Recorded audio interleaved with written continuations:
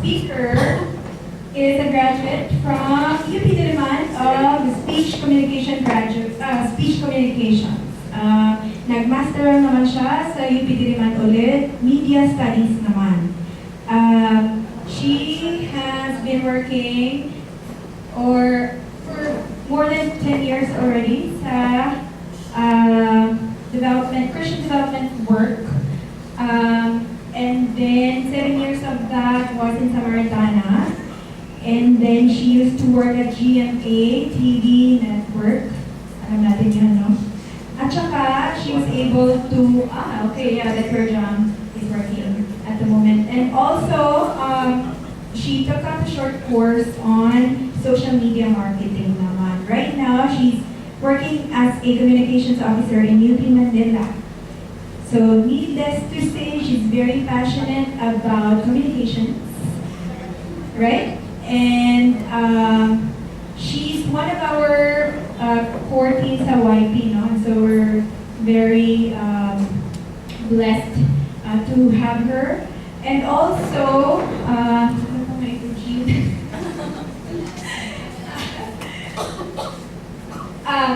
what I was just going to say is she's very passionate in communications, and she's a UP Navigators alumna, no? So member din siya ng Navs. Let's all welcome her, si Ate Jean. Her name is Jean Francis Barcena.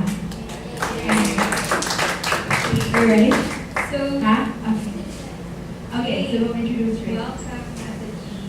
So we actually have two speakers for today. So we will be having a discussion from Ate Jean and our second speaker. Our second speaker is married only last year to Shane Andrea Cruz, and they're now expecting a new addition to their family. He has a degree not only in mass communication but also in theology. He also finished his MA at UP Diliman.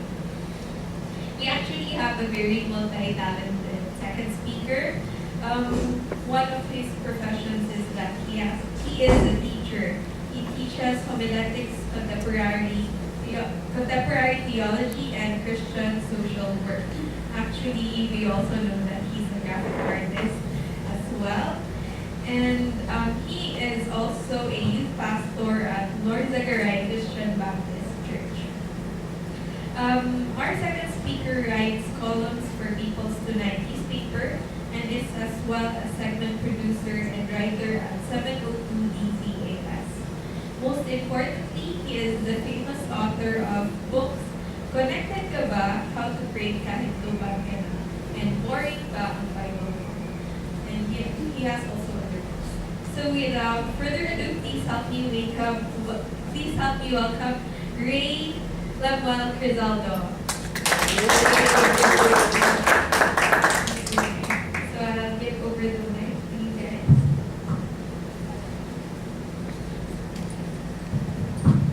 Yes. We actually expected a bigger crowd, pero this is a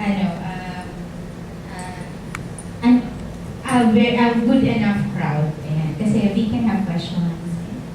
So, we're still trying to connect. Okay, so while we're connecting, my job at GMA News before was a social media producer.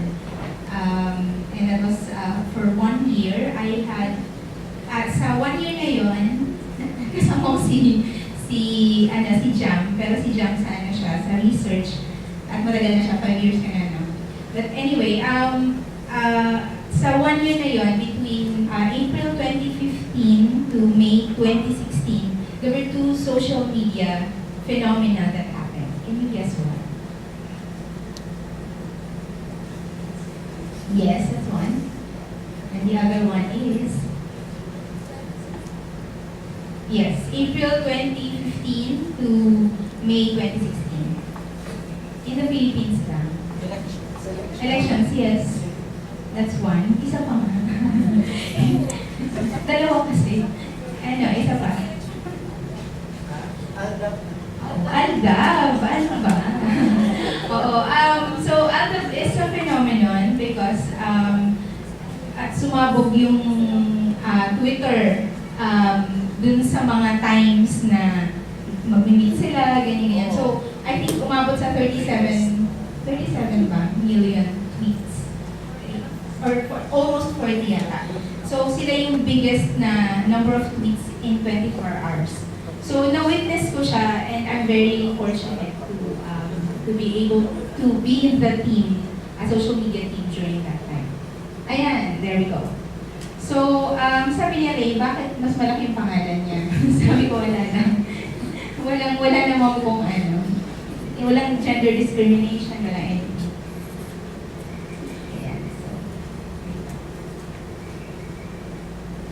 Alright, so we'll have a quick activity. So, hopefully by this activity, interactive na rin. So, we're able to give input na rin.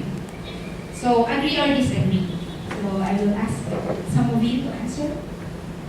Okay. More than half of Facebook users are young professionals who read or look for news. Agree, disagree? Disagree.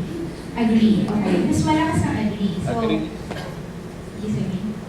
Ay, wala. Kasi na naman. Yes, agree. Okay. So, the right answer is agree.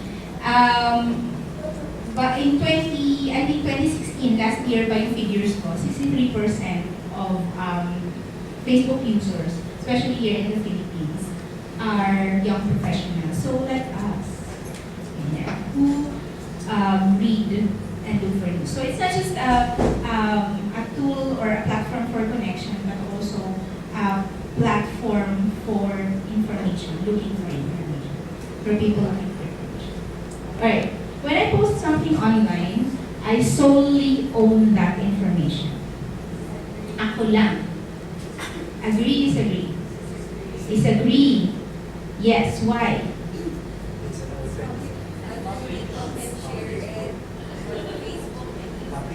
Yes. Okay, so we are actually giving permission to these platforms to share our information. So, sinishare sa kanila and we're giving them power to share it to others. So, ano ba yung mga share natin? Mobile number natin, if we're logging into our through our mobile phones. Kung nasulat na rin natin ang address niyan dyan, anywhere, nandiyan na rin yan. Our genders, and pa ba? Preferences, most especially. So, kung mahilig tayo sa breakfast things, or ano ba, sports, ganyan. So they share this to advertisers and other people. Okay. There are many versions of a certain event out there. Therefore, there is no such thing as fake news. Disagree. Why, Jam? Bakit? Okay, meron pa rin daw black and white. Okay. How about the others? Why do you disagree? Nakalutong yan, only alternative facts. So may facts and then may alternative facts. How about the others? Bakit nag-disagree kayo? Ano, Roy? Nag-agree ka? Ha? Ano daw? Disagree ka? Disagree, si Eunice na lang pala. Nag-disagree ka, Eunice? Dali na, ang liit na nga natin, mag-share na kayo. So, meron pa rin fake news para sa inyo. Okay, so when do you say that it's fake news? When hindi reliable news source. Hindi reliable yung news source. Okay. Ano pa? Started siya. Tapos may agenda bakit yung fake news. Okay. But others may agree that lahat naman may agenda. Right. Yes. They will argue. Ano pa? So, distorted. So, ibig sabihin, may parts na tama, may parts na mali. Ganyan. ganyan. Or merong mga exaggerated portions perhaps, ganyan. Okay. Okay. Pero agree or disagree? Disagree. There is, I disagree. There is a thing such as fake news. Okay, so let me give you a short, parang snapshot of what happens in the newsroom. Sa newsroom, marami siyang layers ng verification. So, halimbawa, you pick up a certain news, may layers of verification siya hanggang dumating sa editor-in-chief. Naging clear siya. So, parang madami siyang sources, fact-checking part. So, that for me is the real news. So, kahit na may sarili na siyang lens, kumbaga, you're looking at something from a certain perspective already. Siyempre, perspective siya nung nagsulat ng news, di ba? So, may perspective niya na yun, pero marami na siyang napagdaan ng fact-checking. Nangyari ba talaga? Hindi ba talaga nangyari? Ganon, di ba? Kasi pali namang, pag fake news kasi pali niyang i-deny na entirely hindi nangyari. Okay. Okay, so most of the time, online publishers, which are mostly media organizations, so online publishers would include BuzzFeed, ganyan, 9gag, and others, Mashable, ganyan. But this also includes yung hard news like CNN, mga ganyan. Mostly media organizations post stories that we do not like to read. Disagree, okay. Yung iba, may nag-agree ba? Di ba minsan parang when you come across something parang, ano ba to? Ganyan. Bakit kind of news ba to? Ano ba to? Ganyan. Have you ever had that reaction? Parang ayaw kong basahin to, baka naman na pinupost. Para pag running it down your throat. So, you agree? You agree? Okay. May disagree? Yes, Hannah? Why do you disagree? I guess kasi currently most people read their articles and I guess currently their advertising sites are the same sites and so I guess they want people to I guess read it. Okay, so they're pushing a brand, for example, ganyan. May binibenta, idea or product or something. Believe. Okay. Pero most of the time, yung operative word. So most of the time, ayaw natin. Okay, so actually, most of the time, they post stories that we like to read.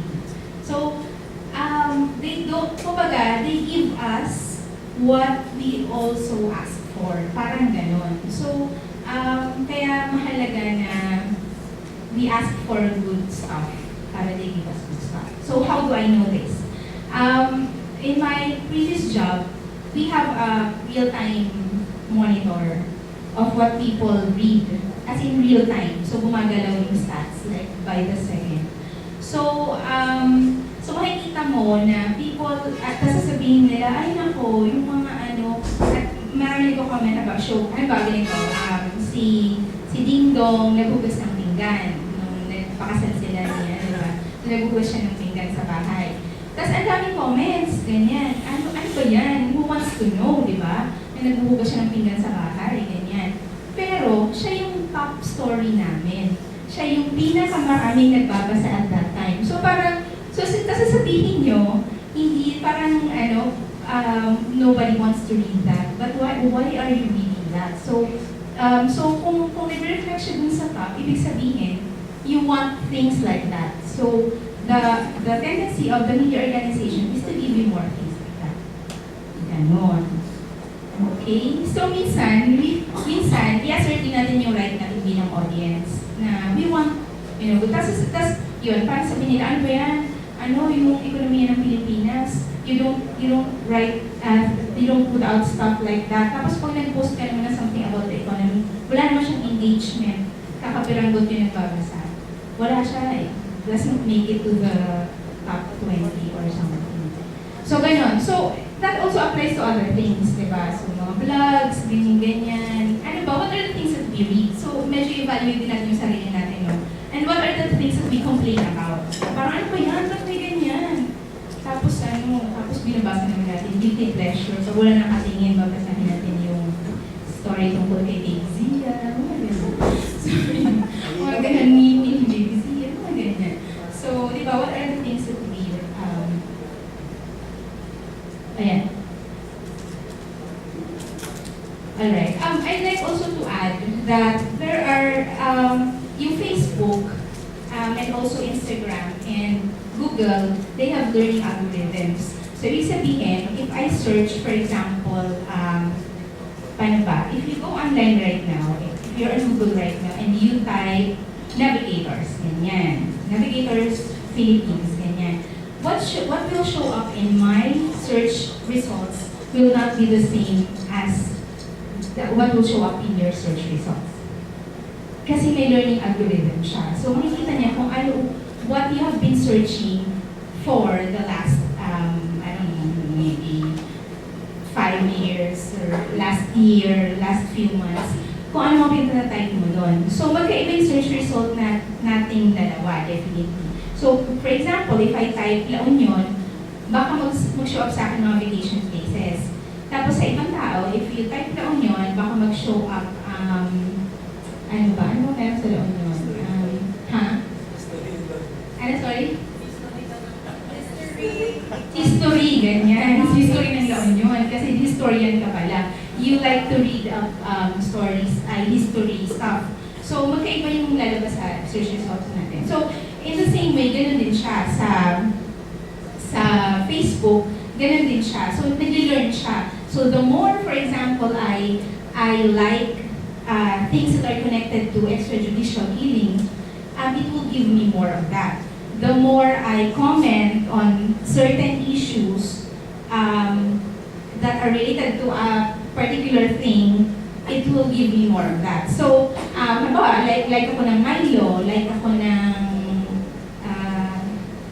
hotdog na meat products, ganyan. So, isa-suggest niya rin sa akin yun. Yun yung mga lalabas sa feed ko, mga ganyan. So, or tumitingin ako mga vacation places. Napapansin niyo ba yun? Tumingin kayo ng vacation places, tapos makikita niyo sa Facebook, merong mga suggestions siya, ganyan. So, parang mas madali for you. So, it's a learning, it has a learning algorithm. Ganun yung Google, that's how Facebook works, and also that's how Instagram works now. Kasi binago na nila, hindi na siya, napansin niyo ba before na ano siya, ang tawag dito, chronological, ngayon hindi siya chronological, may mga nakikita kang from 5 days ago, ganyan. So, yung maraming likes, yung maraming mataas yung engagement, at the same time, ikaw, kung sino yung mas nakakausap mo, mas tinatag mo sa photos, yun din yung nag-show up sa newsfeed mo. So, it learns from your habits. Yung interests mo, yung habits mo, yung hobbies mo, nag-show up siya dun sa newsfeed mo. So, again, ganito, let's take time to evaluate. Pag tinignan mo yung newsfeed mo, ano yung nag-show up? So, marami bang bakasyon? Marami bang may mga certain people ba na mas madala sa newsfeed mo? Ibig sabihin sila yung mas malaki yung engagement mo with. Ganyan. So, yun. Tapos meron mga taong nababaon na rin, di ba? Yung parang ano nangyari kay ganito. Kasi wala siya sa newsfeed ko. Ganyan. Interest niyo ba? Okay. So, it's a learning algorithm. So, siguro yung dito yung application nito, how do you make it learn the things that matter to you when it comes to your faith? So, mamaya natin pag-usapan yan.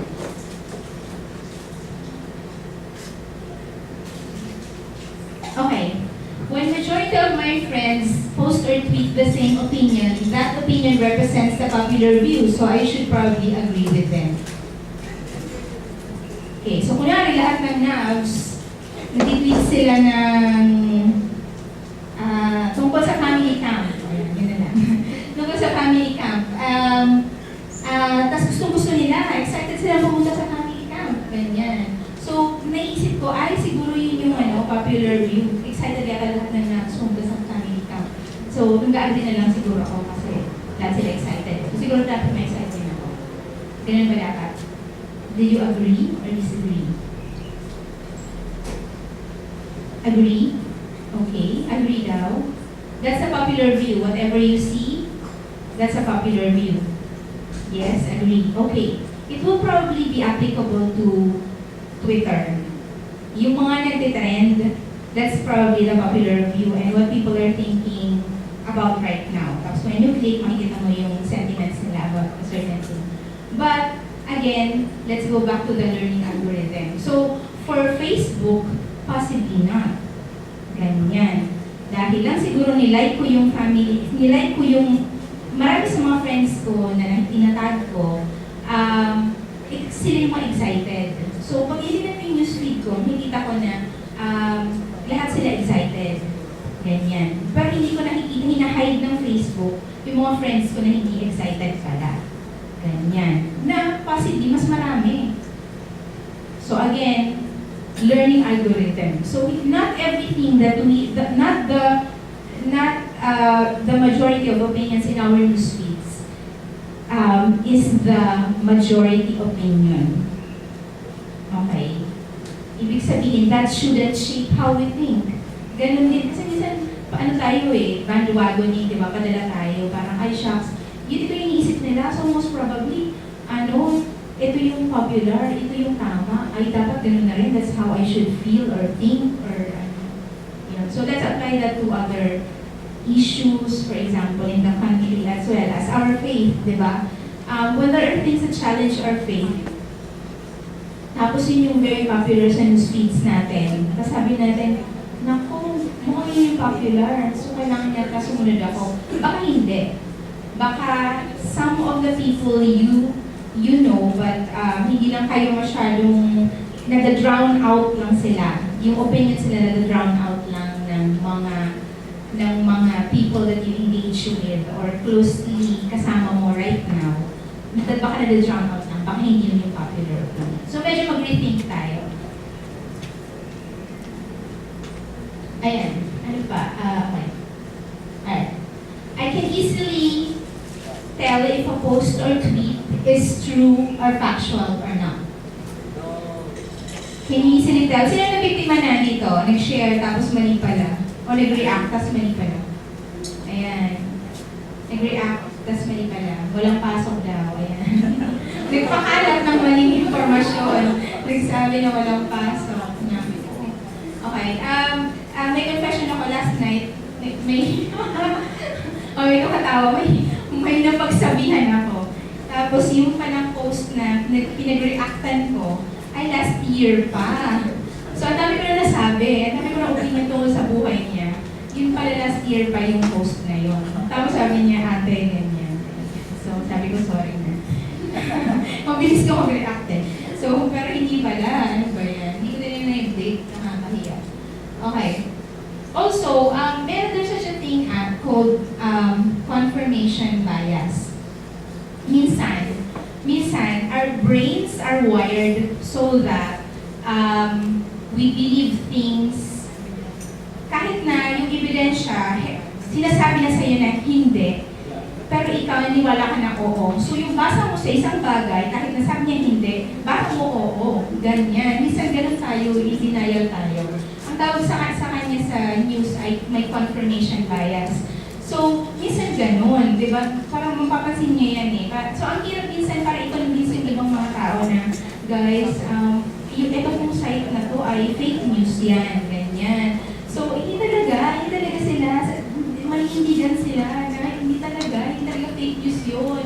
Tama talaga yun, accurate talaga yun. So, minsan nakaka-frustrate kasi, lalo na in the age of social media, parang ang daming perspectives, di ba? So, it's a human thing na for us to be what we want to believe, even if the evidence is saying otherwise. So, how do we fight that? I don't know. How do we fight that? Di ba parang paano nga ba? So, I guess, I was attending a social media workshop 2 days ago. It's an e-health event, but there was a social media portion there. And then the speaker was saying, we drown out everything that's false and erroneous with everything that's factual and true. So, patuloy lang tayo magsabi ng totoo. So, ganun din, even sa faith natin, we just keep on saying the truth. Even if people are predisposed to believe what they think is true na nasa kabilang side. So, sabihin lang natin yung totoo. Sabihin pa rin natin, tuloy-tuloy lang tayo magsabi ng totoo. Ganyan, at ang tama. So, kahit na may confirmation bias yung mga tao. Okay. When reading and sharing something, context is always important. Magkagi naman siguro kayo, diba? Context is always important. Yes. But why do we rely on headlines? But why do we rely on those small captions? Diba? Kasi naka-free data. Naka-free data dahil minsan, diba? So, why do we rely on those small things? Tapos makareact tayo, grabe, diba? My tip is for us to click the whole thing, especially if it's an instant article. Do you know that Facebook has instant articles? No? Okay, so, sorry, wala pa lang pang-drawing dito. But instant articles are, when you see a news story, ito, found siya, picture siya dyan, tapos headline sa baba. Meron siya parang kidlat na maliit. May kidlat na maliit. Nakikita niyo ba yun? Hindi? Hindi? Kidlat. Okay. If you're online right now, please check. Go to a news website and then may maliit na kidlat. Ganyan. Kidlat. Yung kidlat na yun na maliit, ibig sabihin niya instant article. So, kahit na naka-free data, kaya mong mabasa yung news na yun. So, ngayon, wala tayong excuse. Wala tayong excuse na mali pa rin, si-share pa na, tapos mali natin nabasa, tapos makareact tayo, grabe. Diba? So, instant articles, look for them, may maliit na kidlat sa baba yata, sa iba, sa taas. So, sa Facebook siya. Ginawa siya ng Facebook para mas madaling ma-access. So, actually, if you're tech-savvy, I don't know how to do it myself, but my former boss knows how to do it for his own blog.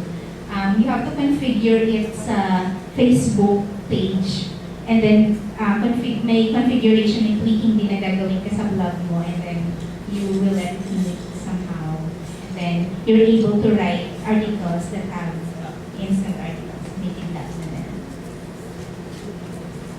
So headlines are not enough. So always consider. Okay.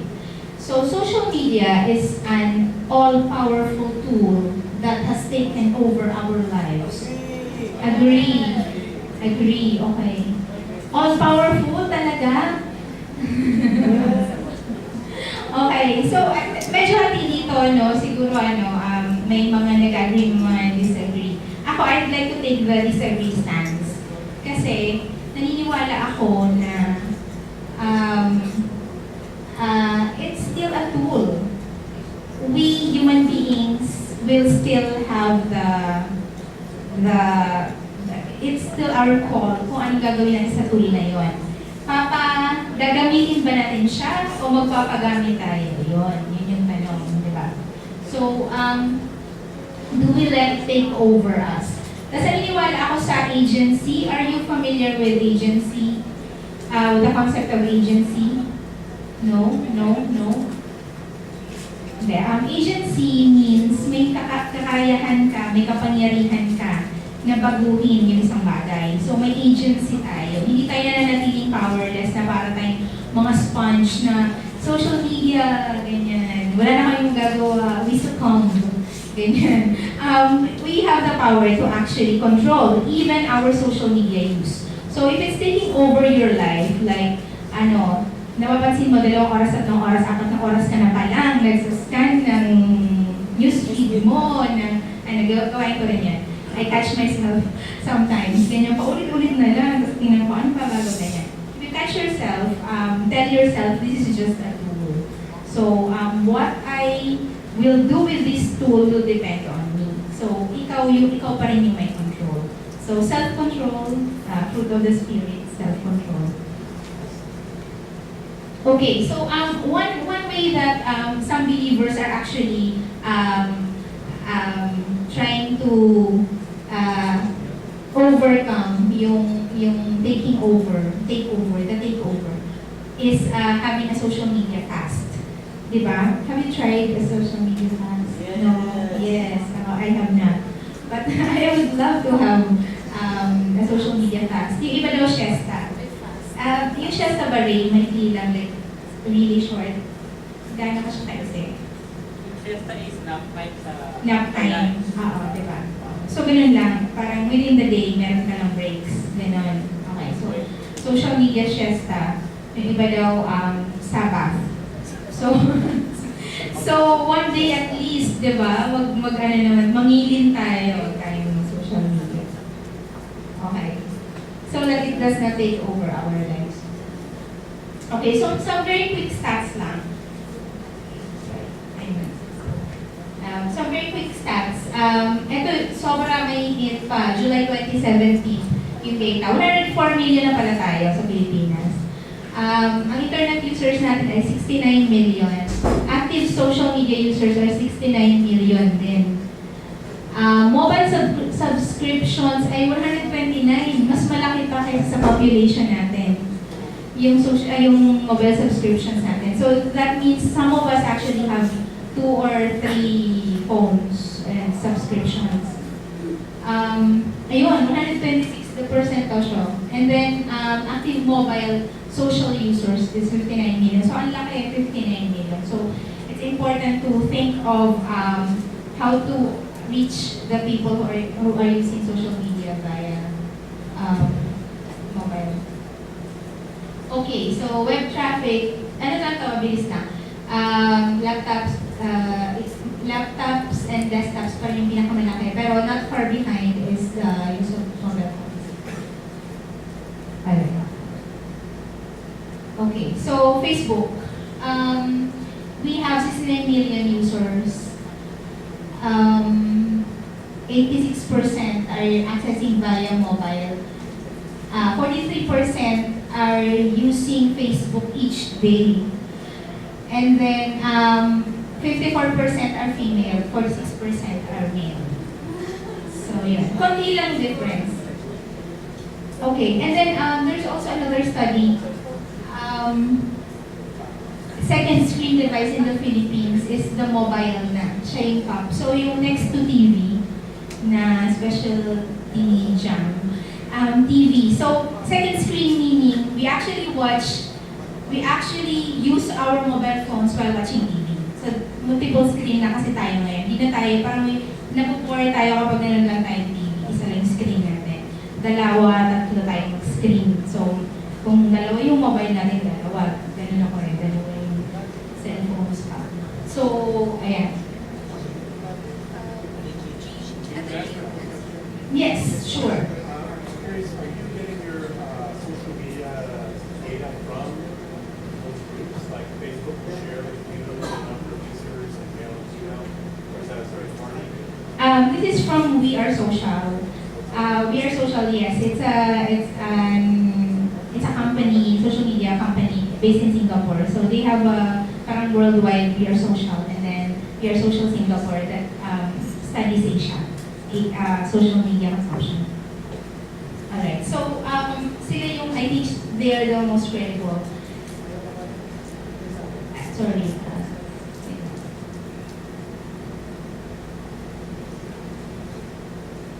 Okay, so this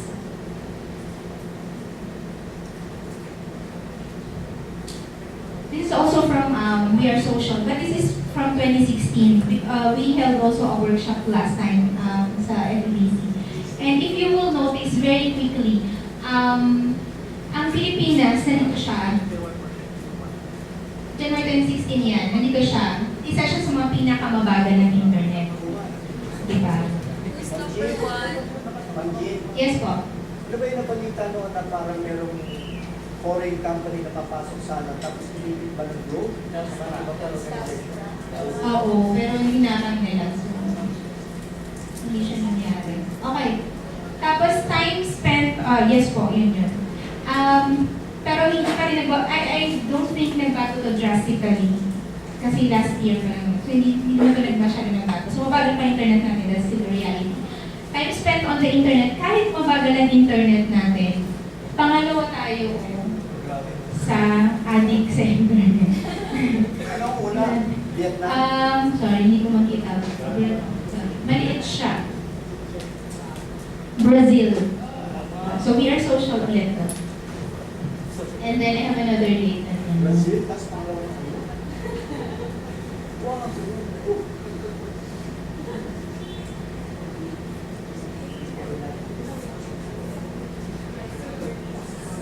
And then, where are we?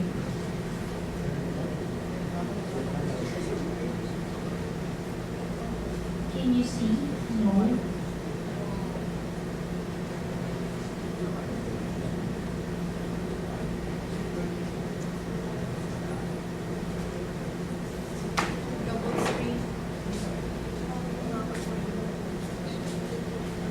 Okay, you can see, but I can't.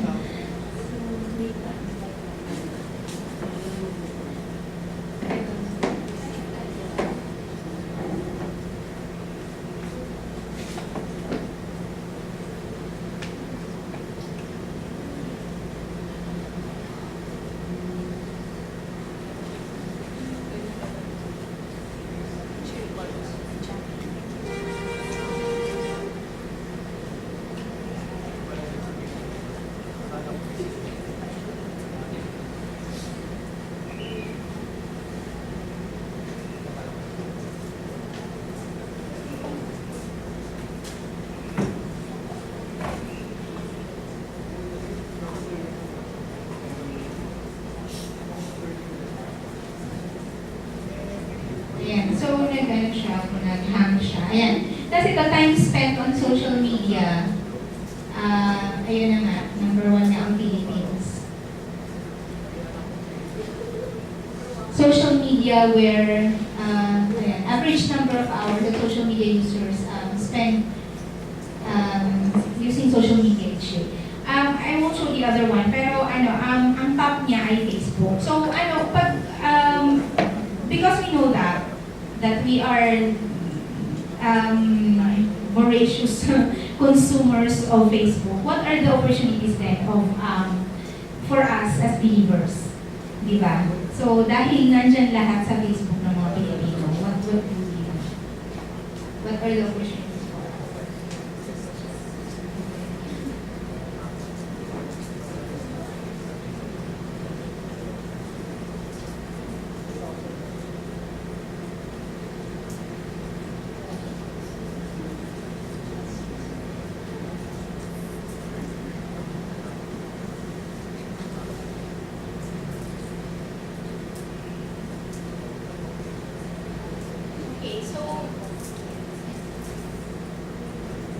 Okay, so Ray and I were debating a while ago whether we should go to the biblical reflections, but anyway, we will quickly go over some tips and tricks for us. So as we do ministry, so in general then we can use this, but as we do ministry, isipin natin ministry mode tayo ngayon. So how do we use social media for ministry? So here are some tricks that we have learned through the years. Yes. So know your vision and mission by heart. So that will not change. So the platform may change. For example, maybe in 10 years, wala na Facebook. Kahit addict tayo ngayon. Parang we can't imagine our lives without Facebook right now. But maybe in 10 years, there's no Facebook anymore. So our vision and mission will not change. So the Great Commission, what God calls us to do, those will not change. So, as long as na-embrace natin yun fully, whatever the platform is, we're good. Ganyan. So, i-adapt na lang natin. So, also know your audience as well. So, meron tayong, di ba, we have provisions in pages for insights, ganyan. Tingnan natin, sino ba na-out natin? Babae, lalaki, taga saan, ganyan. Ano yung mga stories na gusto nilang pinapanood, binabasa, tinitingnan. So, sinishare. So, tingnan natin, sila ba, are these the people that we are trying to reach out to? Ganyan. Tapos, Ayan, so humanize your page as and your audience as well. So imagine your page and your audience. So pwede mo sabihin, ang audience ko ay babae, 24 years old, mahilig siyang mag-check pag nasa MRT siya, nandun siya, nagtatrap siya sa MRT or basta nag-commute siya papunta at pauwi, doon siya nag-check. So, alam mo na yung time kung saan ka magpo-post, for example. May asawa ba siya? Pwede mo isipin yun. Kasi kung may asawa siya, magmamatter sa kanya yung mga bagay na tungkol sa buhay may asawa. Ganyan. Tapos, isipin din natin yung very detailed. Kasi tao, let's think of a person, may pangalan, ganyan. So, isipin din natin yung page natin. So, how many of you are admins of any page? Anywhere? Page na sa Facebook, ano ba, ng church, or whatever. Wala. Yes. Okay, for work? Okay, for work. Navs. Arts school. Okay, so, yes. Saan? Navs din. Navs din. Meron ba iba? Hazers. Okay. Fan page. Ganyan. So, isipin natin, kung tao siya, si Paige, ano yung itsura niya? Babae ba siya? Lalaki ba siya? Paano silang dalawa magre-relate? So, ilang taon din siya? Siya ba ay nakababatang kapatid or ni audience? Ganyan. So, how are they supposed to relate to each other? So, that translates to your voice as well. So, ano ba siya? Mahilig siya mag-English, mag-Tagalog, Taglish ba siya? Ganyan. Makulit ba siya? Witty ba siya? Person? Formal ba siya? Marami siyang alam? Ganyan. So, ano siya? Ganyan. So, if you notice, yung GMA, hindi ko alam na yun, pero yung GMA news before, makulit siya. So, maraming, nabibisya niya siya sa marami kasi mahilig siyang mag-reply ng makulit na, kasi I think yung MMDA din. So, makulit din siya. So, kaya malaki yung niya, yung following niya, yung engagement niya sa mga tao. So, yun. So, yun. May certain, siya, na-humanize na siya. So, kaya mo siyang imagine yung bilang tao. Ayan. So, have a plan. Write on your objective. So, ano objective mo? Paramihin ang following, palakihin ang engagement. Ganyan. So, content. So, kung yun yung gusto mo gawin, how does it translate to content? Gusto mo damihan ng pictures, ganyan. Platform, ano ba? But should you be on Facebook, on Twitter, or Facebook na lang? Kasi marami naman mga tao doon. So, media support din. Parang media support would be offline activities as well as promoting your content. So, example would be, pag may live event ka, parang paano mo siya promote na may live event ka, ganyan. So alam mo na magkaka-live event ka bukas, ganyan. So, you should, you can post already na, na bukas will go live, ganyan. So, in 3 days will go live, ganyan. So, yeah. Announce also, yeah. And then, isa pa, are you familiar with Google Alerts? So, ano lang ito ha, mga tips lang. Google Alerts, no? No? Okay. So, Google Alerts, yes sir, familiar ka. Okay. So, yung Google Alerts, i-register mo yung isang word, keyword, or phrase, ganyan. Halimbawa, navigators, ganyan. Philippine navigators, ganyan.